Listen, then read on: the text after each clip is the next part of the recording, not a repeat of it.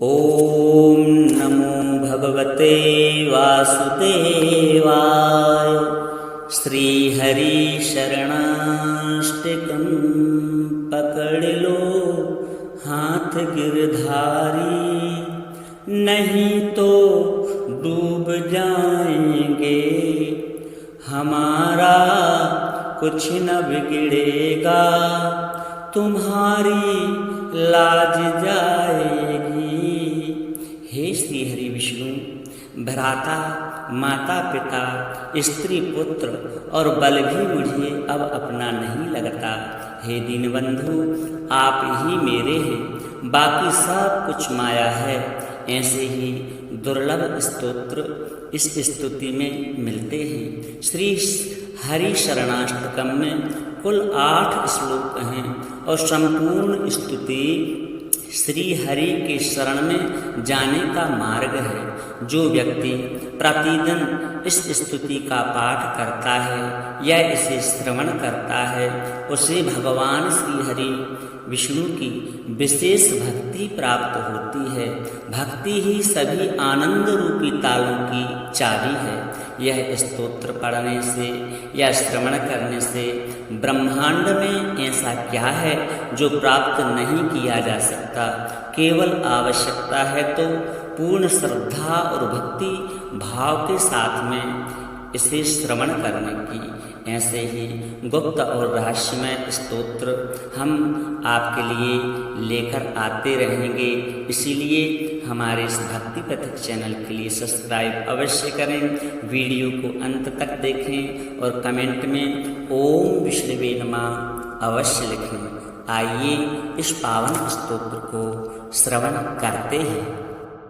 श्री हरि शरणाष्टकम् ध्येयं वदन्ति शिवमेव हि केचिदन्ये, शक्तं गणेशमपरे तु दिवाकरं वै, रूपैस्तुतैरपि विभासि यतस्त्वमेव, तस्मात् त्वमेव शरणं मम दीनबन्धो। नो सादरो न जनको जननी न जाया, नैवात्मजो न च कुलं विपुलं बलं वा, सन्दस्यते न किल कोऽपि सहायको मे, तस्मात् त्वमेव शरणं मम दीनबन्धो। नोपासिता मदमपास्य मया महान्तस्, तीर्थानि चास्तिकधिया नहि सेवितानि, देवार्चनं च विधिवन्न कृतं कदापि, तस्मात् त्वमेव शरणं मम दीनबन्धो।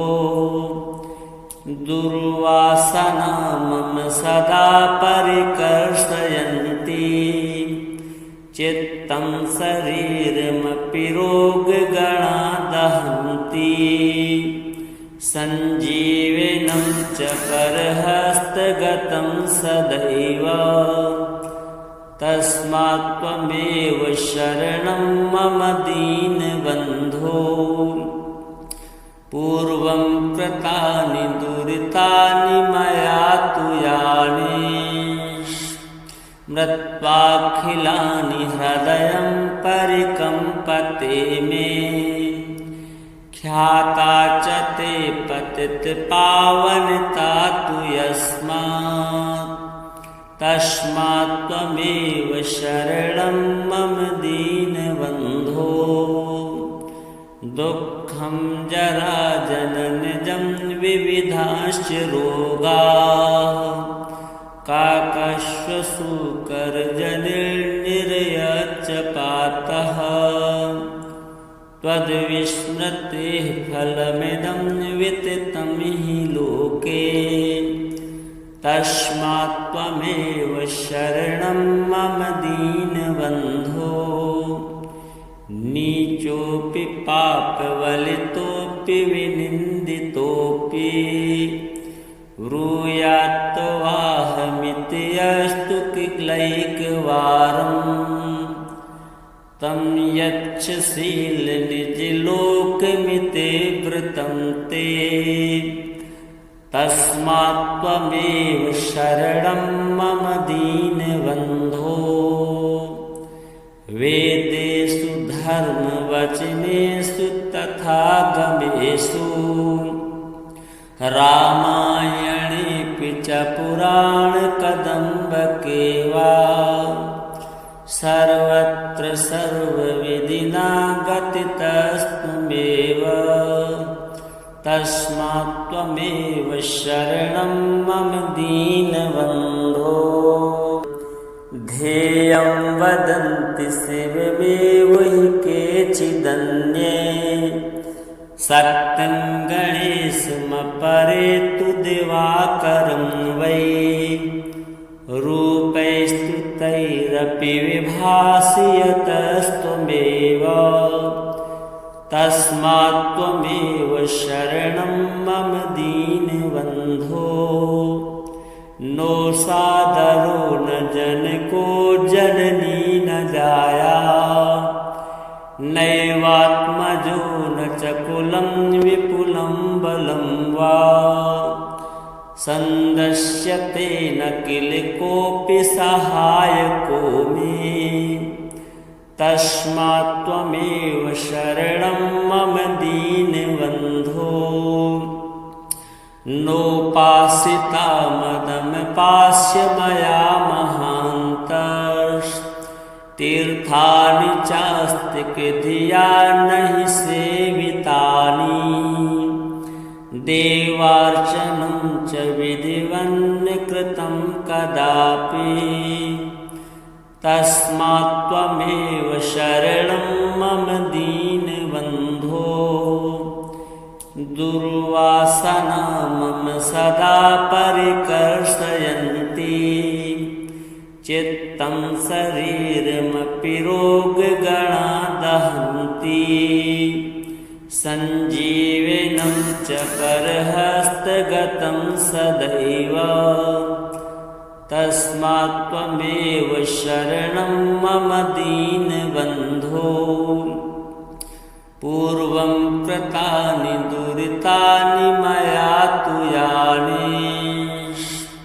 मृत्वाखिलानि हृदयं परिकम्पते मे ख्याता च ते पतितपावनता तु यस्मात् तस्मात्त्वमेव शरणं मम दीनबन्धो दुःखं जराजननजं विविधाश्च रोगाः काकश्वसूकरजनिर्निरयच्च पातः त्वद्विस्मृतेः फलमिदं विततं हि लोके तस्मात्त्वमेव शरणं मम दीनबन्धो नीचोऽपि पापवलितोऽपि विनिन्दितोऽपि ब्रूयात्वाहमिति अस्तु किलैकवारम् तं यच्छसील निजलोकमिति वृतं ते तस्मात्त्वमेव शरणं मम दीनबन्धो वेदेषु धर्मवचनेषु तथा गमेषु रामायणेऽपि च पुराणकदम्बके वा सर्वत्र सर्वविधिना गतितस्त्वमेव तस्मात्त्वमेव शरणं मम दीनबन्धो ध्येयं वदन्ति शिवमेव हि केचिदन्ये सत्यं गणेशमपरे तु दिवाकरं वै रूपैस्तुतैरपि विभासि यतस्त्वमेव तस्मात्त्वमेव शरणं मम दीनबन्धो नो सादरो न जन को जननी न जाया, नैवात्मजो न च कुलं विपुलं बलं वा, संदश्यते न किल कोऽपि सहायको मे, तस्मात् त्वमेव शरणं मम दीनबन्धो। नोपासिता मदमपास्य मया महान्तस्तीर्थानि चास्तिकधिया नहि सेवितानि, देवार्चनं च विधिवन्न कृतं कदापि, तस्मात् त्वमेव शरणं मम दीनबन्धो। दुर्वासना मम सदा परिकर्षयन्ति, चित्तं शरीरमपि रोगगणा दहन्ति, सञ्जीवनं च करहस्तगतं सदैव, तस्मात् त्वमेव शरणं मम दीनबन्धो।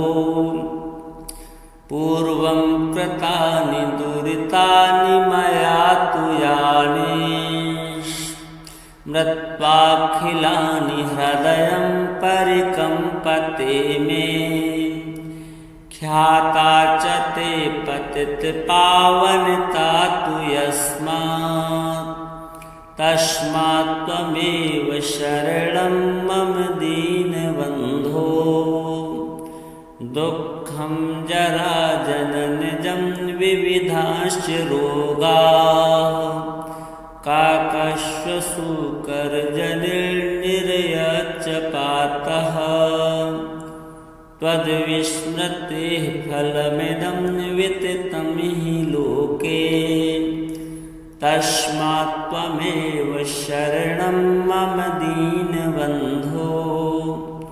नीचोऽपि पापवलितोऽपि विनिन्दितोऽपि, ब्रूयात्तवाहमिति अस्तु किलैकवारं, तं यच्छसीलनिजलोकमिति वृतं ते, तस्मात् त्वमेव शरणं मम दीनबन्धो।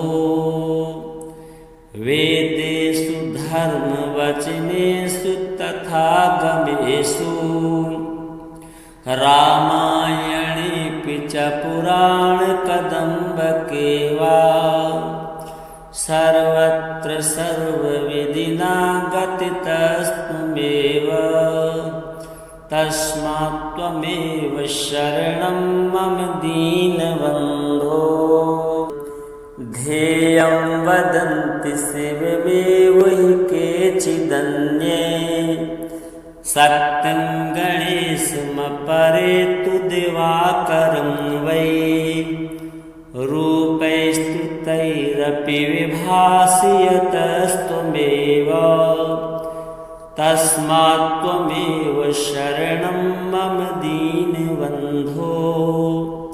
नो सादरो न जनको जननी न जाया, नैवात्मजो न च कुलं विपुलं बलं वा, संदश्यते न किल कोऽपि सहायको मे, तस्मात् त्वमेव शरणं मम दीनबन्धो।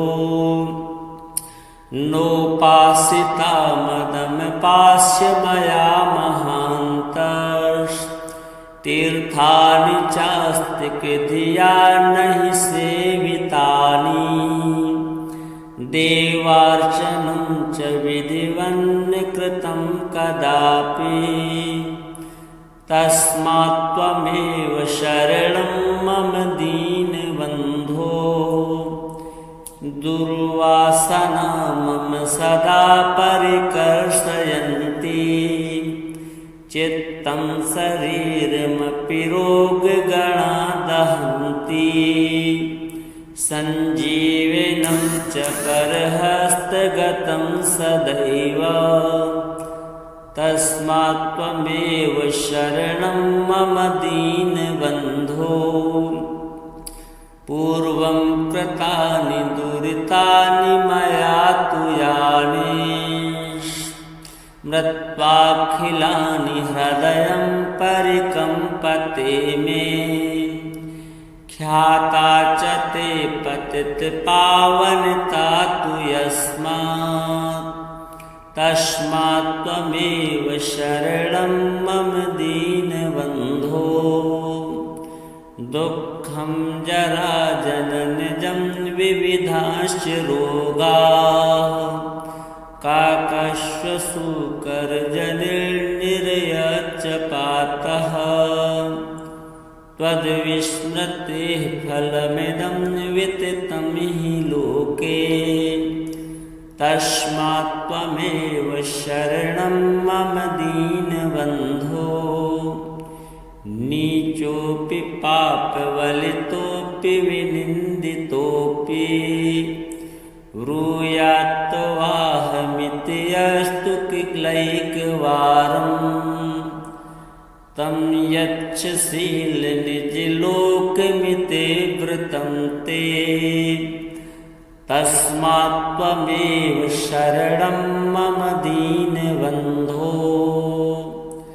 वेदेषु धर्मवचनेषु तथा गमेषु, रामायणेऽपि च पुराणकदम्बके वा, सर्वत्र सर्वविधिना गतितस्त्वमेव।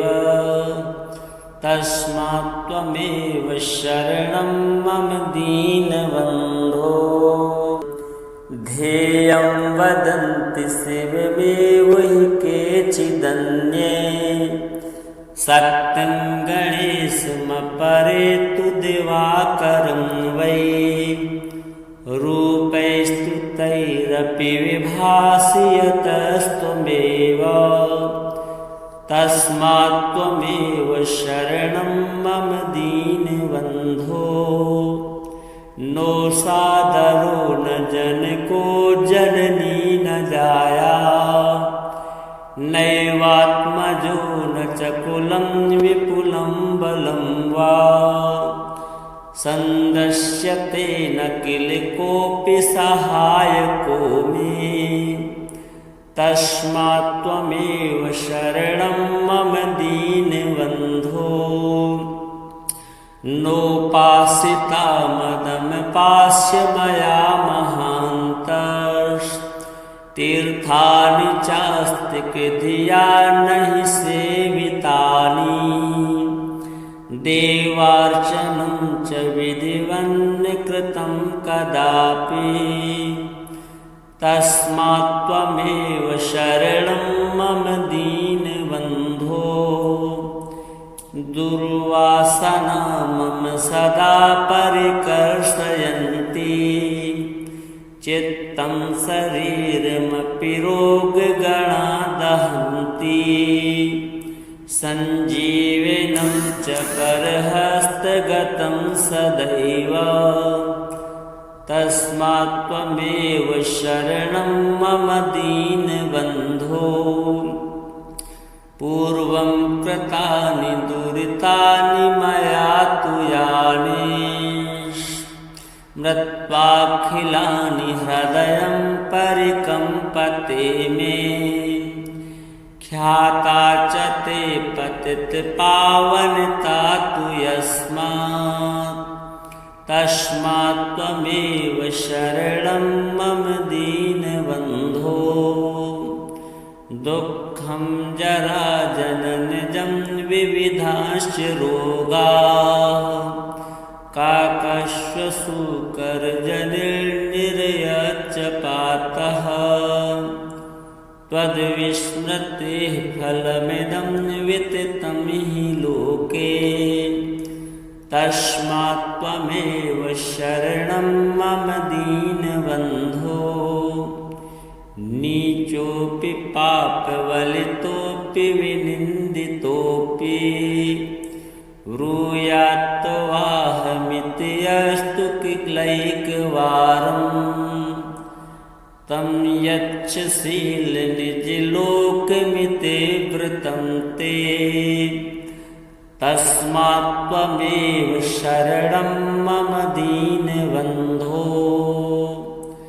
वेदेषु धर्मवचनेषु तथा गमेषु रामायणेऽपि च पुराणकदम्बके वा सर्वत्र सर्वविधिना गतितस्त्वमेव तस्मात्त्वमेव शरणं मम दीनबन्धो।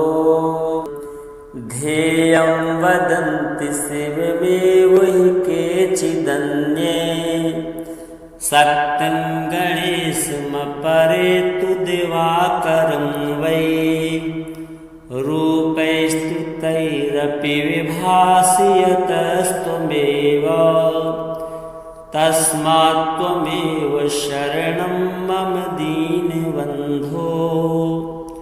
नो सादरो न जनको जननी न जाया नैवात्मजो न च कुलं विपुलं बलं वा सन्दस्यते न किल कोऽपि सहायको मे तस्मात्त्वमेव शरणं मम दीनबन्धो।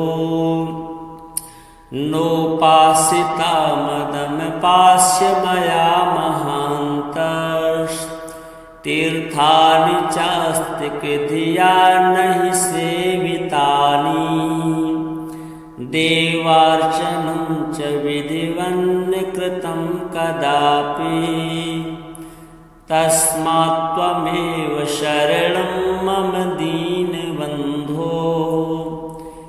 दुर्वासना मम सदा परिकर्षयन्ति चित्तं शरीरमपि रोगगणा दहन्ति सञ्जीवनं च परहस्तगतं सदैव तस्मात्त्वमेव शरणं मम दीनबन्धो। पूर्वं कृतानि दुरितानि मया तु यानि मृत्वाखिलानि हृदयं परिकम्पते मे ख्याता च ते पतितपावनता तु यस्मात् तस्मात्त्वमेव शरणं मम दीनबन्धो। दुःखं जराजननजं विविधाश्च रोगाः काकश्वसूकरजनिर्निरयच्च पातः त्वद्विस्मृतेः फलमिदं विततं हि लोके तस्मात्त्वमेव शरणं मम दीनबन्धो।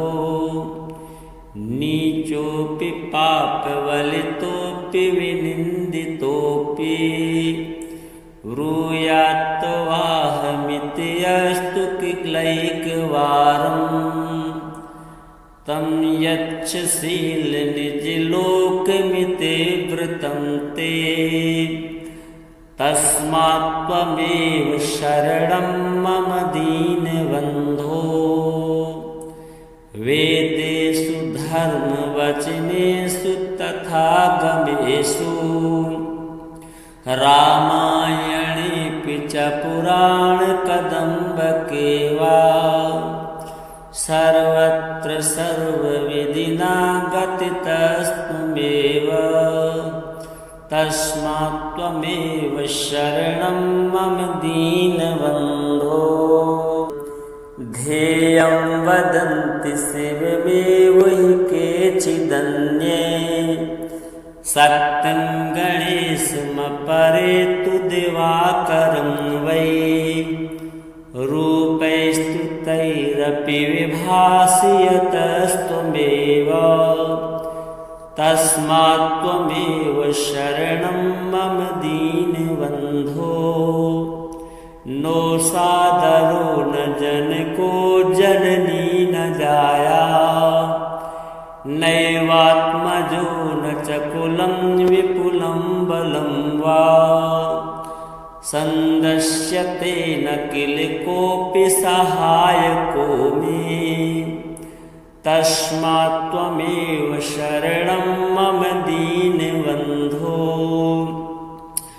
नोपासिता मदमपास्य मया महान्तस् तीर्थानि चास्तिकधिया नहि सेवितानि देवार्चनं च विधिवन्न कृतं कदापि तस्मात् त्वमेव शरणं मम दीनबन्धो दुर्वासना मम सदा परिकर्षयन्ति चित्तं शरीरमपि रोगगणा दहन्ति सञ्जीवनं च करहस्तगतं सदैव तस्मात् त्वमेव शरणं मम दीनबन्धो पूर्वं कृतानि दुरितानि मया तु यानि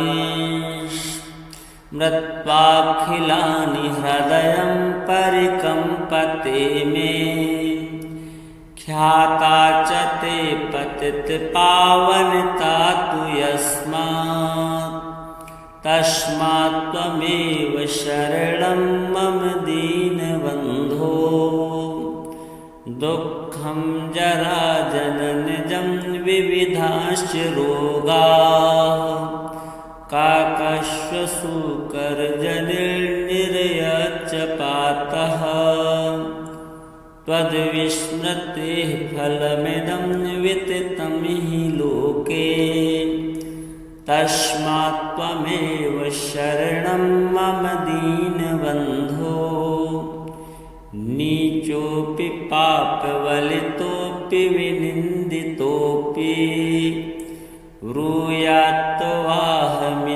अस्तु किलैकवारं तं यच्छसीलनिजलोकमिते वृतं ते तस्मात् त्वमेव शरणं मम दीनबन्धो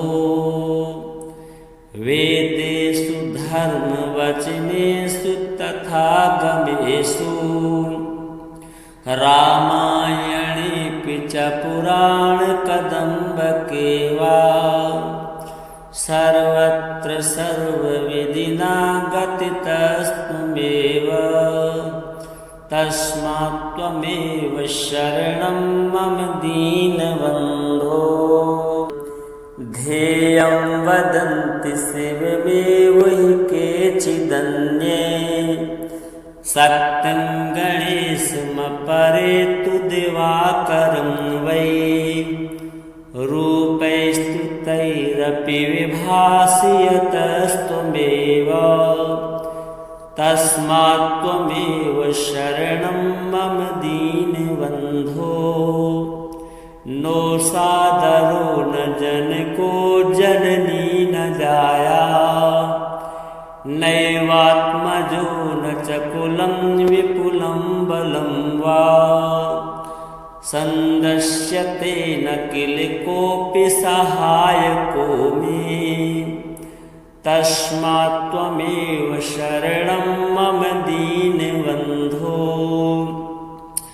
नोपासिता मदमपास्य मया महान्तस् तीर्थानि चास्तिकधिया नहि सेवितानि देवार्चनं च विधिवन्न कृतं कदापि तस्मात् त्वमेव शरणं मम दीनबन्धो दुर्वासना मम सदा परिकर्षयन्ति चित्तं शरीरमपि रोगगणा दहन्ति सञ्जीवनं च करहस्तगतं सदैव तस्मात् त्वमेव शरणं मम दीनबन्धो पूर्वं कृतानि दुरितानि मया तु यानि मृत्वाखिलानि हृदयं परिकम्पते मे ख्याता च ते पतितपावनता तु यस्मात् तस्मात् त्वमेव शरणं मम दीनबन्धो दुःखं जरा जननजं विविधाश्च रोगाः काकश्वसूकरजनिर्निरयच्च पातः त्वद्विस्मृतेः फलमिदं विततं हि लोके तस्मात् त्वमेव शरणं मम दीनबन्धो नीचोऽपि पापवलितोऽपि विनिन्दितोऽपि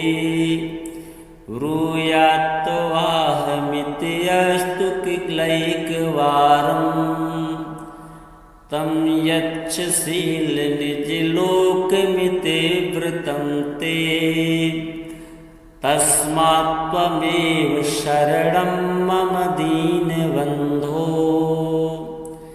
वेदेषु धर्मवचनेषु तथा गमेषु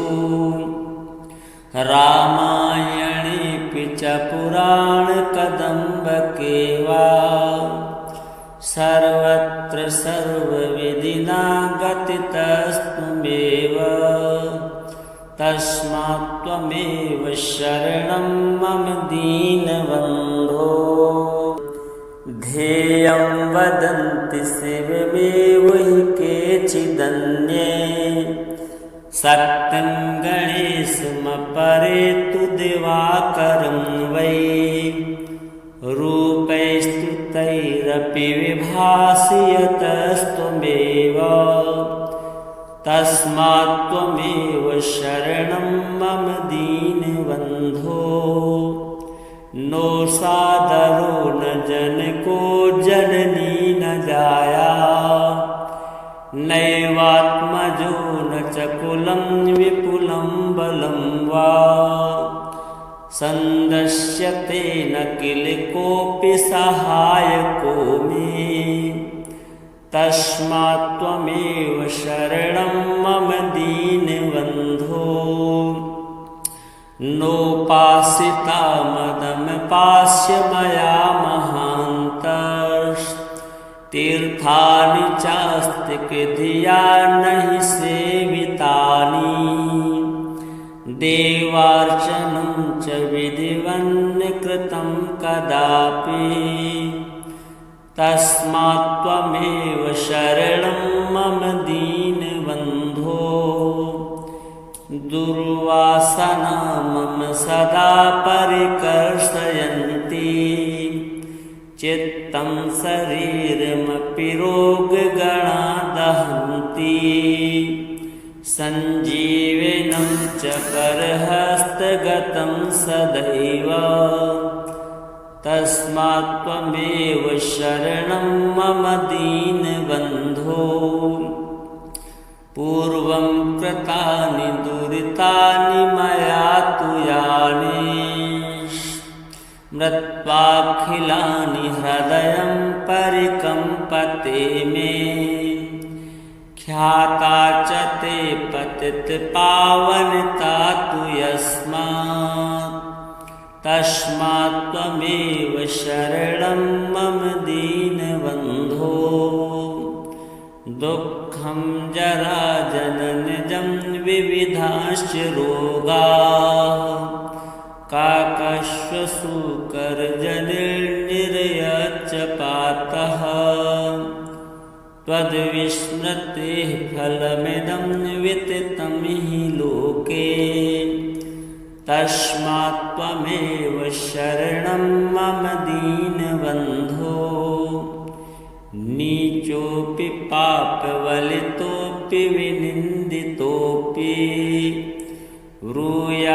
ब्रूयात्तवाहमिति अस्तु किलैकवारम् तं यच्छसीलनिजलोकमिते वृतं ते तस्मात् त्वमेव शरणं मम दीनबन्धो।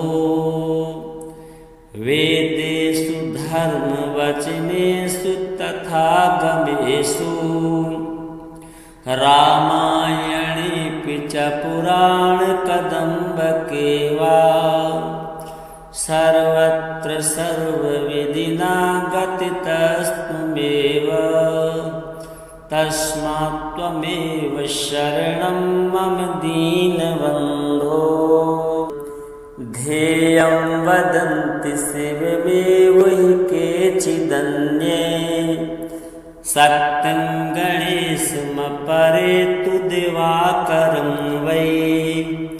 रूपैस्तुतैरपि विभासि यतस्त्वमेव। तस्मात् त्वमेव शरणं मम दीनबन्धो। नो सादरो न जनको जननी न जाया नैवात्मजो न च कुलं विपुलं बलं वा। सन्दस्यते न किल कोऽपि सहायको मे। तस्मात् त्वमेव शरणं मम दीनबन्धो।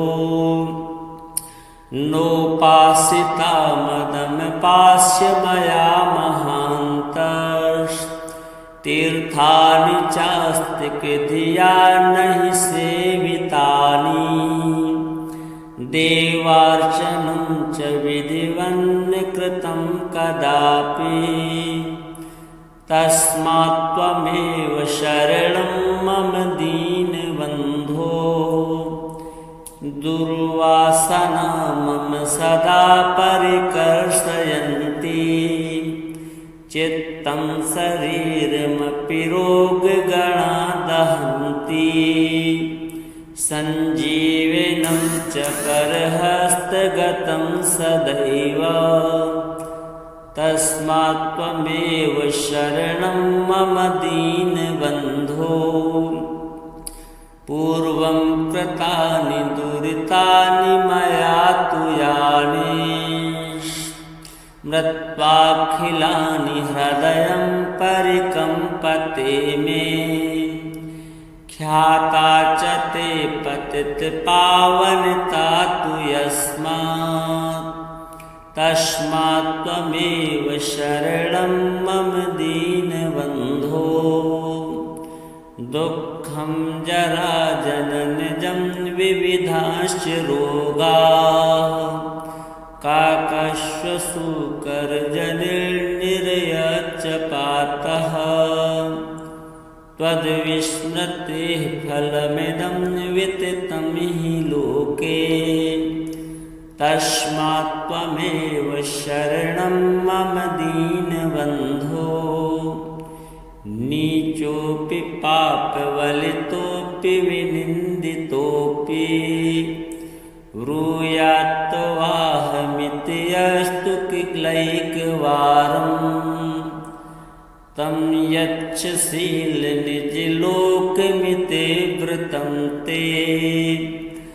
तस्मात् त्वमेव शरणं मम दीनबन्धो। वेदेषु धर्मवचनेषु तथा गमेषु रामायणेऽपि च पुराणकदम्बके वा सर्वत्र सर्वविधिना गतितस्त्वमेव। तस्मात् त्वमेव शरणं मम दीनबन्धो। ध्येयं वदन्ति शिवमेव हि केचिदन्ये सत्यं गणेशमपरे तु दिवाकरं वै। रूपैस्तुतैरपि विभासि यतस्त्वमेव। तस्मात् त्वमेव शरणं मम दीनबन्धो। नो सादरो न जनको जननी न जाया नैवात्मजो न च कुलं विपुलं बलं वा। संदश्यते न किल कोऽपि सहायको मे तस्मात् त्वमेव शरणं मम दीनबन्धो नोपासिता मदमपास्य मया महान्तस् तीर्थानि चास्तिकधिया नहि सेवितानि देवार्चनं च विधिवन्न कृतं कदापि तस्मात् त्वमेव शरणं मम दीनबन्धो दुर्वासना मम सदा परिकर्षयन्ति चित्तं शरीरमपि रोगगणा दहन्ति सञ्जीवनं च करहस्तगतं सदैव तस्मात् त्वमेव शरणं मम दीनबन्धो पूर्वं कृतानि दुरितानि मया तु यानि मृत्वाखिलानि हृदयं परिकम्पते मे ख्याता च ते पतितपावनता तु यस्मात् तस्मात् त्वमेव शरणं मम दीनबन्धो दुःखं जरा जननजं विविधाश्च रोगाः काकश्वसूकरजनिर्निरयच्च पातः त्वद्विस्मृतेः फलमिदं विततं हि लोके तस्मात् त्वमेव शरणं मम दीनबन्धो नीचोऽपि पापवलितोऽपि विनिन्दितोऽपि ब्रूयात्तवाहमिति अस्तु किलैकवारं तं यच्छसीलनिजलोकमिति वृतं ते तस्मात् त्वमेव शरणं मम दीनबन्धो वेदेषु धर्मवचनेषु तथा गमेषु रामायणेऽपि च पुराणकदम्बके वा सर्वत्र सर्वविधिना गतितस्त्वमेव तस्मात् त्वमेव शरणं मम दीनबन्धो ध्येयं वदन्ति शिवमेव हि केचिदन्ये सत्यं गणेशमपरे तु दिवाकरं वै रूपैस्तुतैरपि विभासि यतस्त्वमेव तस्मात् त्वमेव शरणं मम दीनबन्धो नो सादरो न जनको जननी न जाया नैवात्मजो न च कुलं विपुलं बलं वा संदश्यते न किल कोऽपि सहायको मे तस्मात् त्वमेव शरणं मम दीनबन्धो नोपासिता मदमपास्य मया महान्तस् तीर्थानि चास्तिकधिया नहि सेवितानि देवार्चनं च विधिवन्न कृतं कदापि तस्मात् त्वमेव शरणं मम दीनबन्धो दुर्वासना मम सदा परिकर्षयन्ति चित्तं शरीरमपि रोगगणा दहन्ति सञ्जीवनं च करहस्तगतं सदैव तस्मात् त्वमेव शरणं मम दीनबन्धो पूर्वं कृतानि दुरितानि मया तु यानि मृत्वाखिलानि हृदयं परिकम्पते मे। ख्याता च ते पतितपावनता तु यस्मात्, तस्मात् त्वमेव शरणं मम दीनबन्धो। दुःखं जराजननजं विविधाश्च रोगाः, काकश्वसूकरजनिर्निरयच्च पातः। त्वद्विस्मृतेः फलमिदं विततं हि लोके, तस्मात् त्वमेव शरणं मम दीनबन्धो। नीचोऽपि पापवलितोऽपि विनिन्दितोऽपि, ब्रूयात्तवाहमिति अस्तु किलैकवारम्। तं यच्छसीलनिजलोकमिते वृतं ते, तस्मात् त्वमेव शरणं मम दीनबन्धो। वेदेषु धर्मवचनेषु तथा गमेषु, रामायणेऽपि च पुराणकदम्बके वा, सर्वत्र सर्वविधिना गतितस्त्वमेव। तस्मात् त्वमेव शरणं मम दीनबन्धो। ध्येयं वदन्ति शिवमेव हि केचिदन्ये, सत्यं गणेशमपरे तु दिवाकरं वै। रूपैस्तुतैरपि विभासि यतस्त्वमेव, तस्मात् त्वमेव शरणं मम दीनबन्धो। नो सादरो न जनको जननी न जाया, नैवात्मजो न च कुलं विपुलं बलं वा। सन्दस्यते न किल कोऽपि सहायको मे, तस्मात् त्वमेव शरणं मम दीनबन्धो।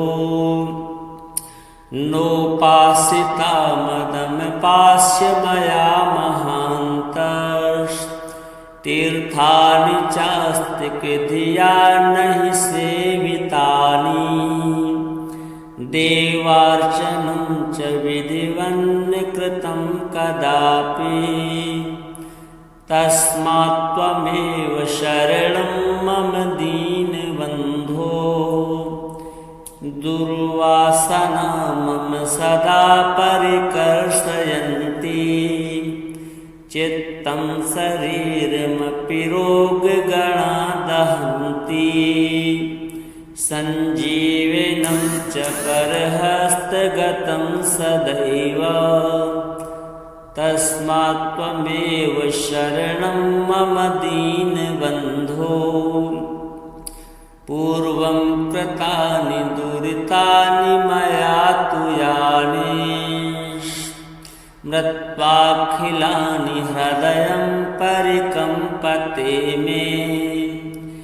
ख्याता च ते पतितपावनता तु यस्मात्, तस्मात् त्वमेव शरणं मम दीनबन्धो। दुःखं जराजननजं विविधाश्च रोगाः, काकश्वसूकरजनिर्निरयच्च पातः। त्वद्विस्मृतेः फलमिदं विततं हि लोके, तस्मात् त्वमेव शरणं मम दीनबन्धो। नीचोऽपि पापवलितोऽपि विनिन्दितोऽपि, ब्रूयात्तवाहमिति अस्तु किलैकवारम्। तं यच्छसीलनिजलोकमिते वृतं ते, तस्मात् त्वमेव शरणं मम दीनबन्धो। वेदेषु धर्मवचनेषु तथा गमेषु रामायणेऽपि च पुराणकदम्बके वा सर्वत्र सर्वविधिना गतितस्त्वमेव तस्मात् त्वमेव शरणं मम दीनबन्धो। ध्येयं वदन्ति शिवमेव हि केचिदन्ये सत्यं गणेशमपरे तु दिवाकरं वै रूपैस्तुतैरपि विभासि यतस्त्वमेव तस्मात् त्वमेव शरणं मम दीनबन्धो। नो सादरो न जनको जननी न जाया नैवात्मजो न च कुलं विपुलं बलं वा सन्दस्यते न किल कोऽपि सहायको मे तस्मात् त्वमेव शरणं मम दीनबन्धो। नोपासिता मदमपास्य मया महान्तस्तीर्थानि चास्ति धिया नहि सेवितानि देवार्चनं च विधिवन्न कृतं कदापि तस्मात् त्वमेव शरणं मम दीनबन्धो। दुर्वासना मम सदा परिकर्षयन्ति चित्तं शरीरमपि रोगगणा दहन्ति सञ्जीवनं च करहस्तगतं सदैव तस्मात् त्वमेव शरणं मम दीनबन्धो। पूर्वं कृतानि दुरितानि मया तु यानि मृत्वाखिलानि हृदयं परिकम्पते मे ख्याता च ते पतितपावनता तु यस्मात् तस्मात् त्वमेव शरणं मम दीनबन्धो। दुःखं जरा जननजं विविधाश्च रोगाः काकश्वसूकरजनिर्निरयच्च पातः त्वद्विस्मृतेः फलमिदं विततं हि लोके तस्मात् त्वमेव शरणं मम दीनबन्धो। नीचोऽपि पापवलितोऽपि विनिन्दितोऽपि ब्रूयात्तवाहमिति अस्तु किलैकवारं तं यच्छसीलनिजलोकमिति वृतं ते तस्मात् त्वमेव शरणं मम दीनबन्धो। वेदेषु धर्मवचनेषु तथा गमेषु रामायणेऽपि च पुराणकदम्बके वा सर्वत्र सर्वविधिना गतितस्त्वमेव तस्मात् त्वमेव शरणं मम दीनबन्धो। ध्येयं वदन्ति शिवमेव हि केचिदन्ये सत्यं गणेशमपरे तु दिवाकरं वै रूपैस्तुतैरपि विभासि यतस्त्वमेव तस्मात् त्वमेव शरणं मम दीनबन्धो।